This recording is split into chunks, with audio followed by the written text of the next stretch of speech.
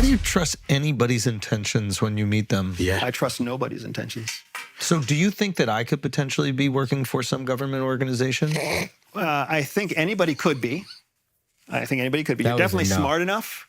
You're handsome enough, Facts. right? So you could do it. But the bigger concern with someone like you is not that you're doing it wittingly, it's that you're doing it unwittingly. That you are being used. How does That's what I think is happening now with you. Like, I think you got me. You put that clip out there, right? You responded to what we said on the pod, and then I took the bait, but I knowingly took the bait. So It's like, this guy's baiting me, and then I get him on the pod, but then maybe I wanted him on the pod in the first place. So You never know. So you're the master. I could be. It's show enough. What country do you think that I would be working for? If you Judging by his nose, Mossad.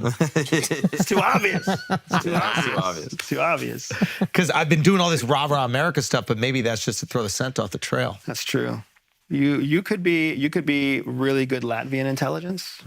Sick. Yeah, he's got that So kind that's of like- Eastern Yo, Bloc It's face. like a Division III country. I know. dog. Not even a basketball player.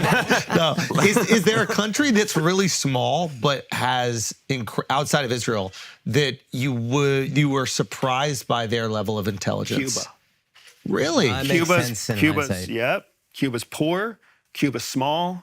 Cuba's ostracized. Their intelligence is amazing. And how are they getting their intelligence out there in the world? I mean, how do they even get it? Go. That's what's so impressive about it, right? What we've learned to do in the United States is leverage our economic incentive to get people to spy for us.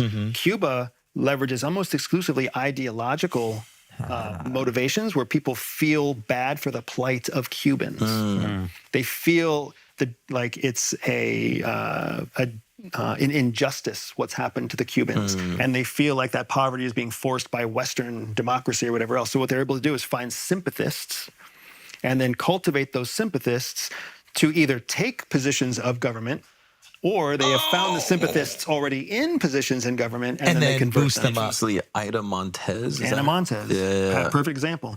The Anna Montez case is Anna really Montez. interesting because Anna Montez was working for DIA and recruited by the Cubans at the same time as another gentleman named William Burns, who was working for the Department of State and also recruited by the Cubans at the same period of time.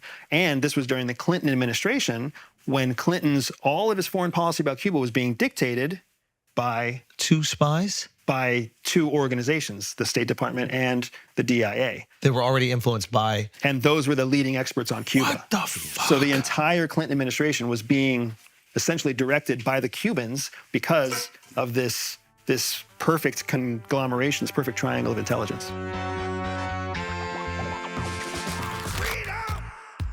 So fresh, son.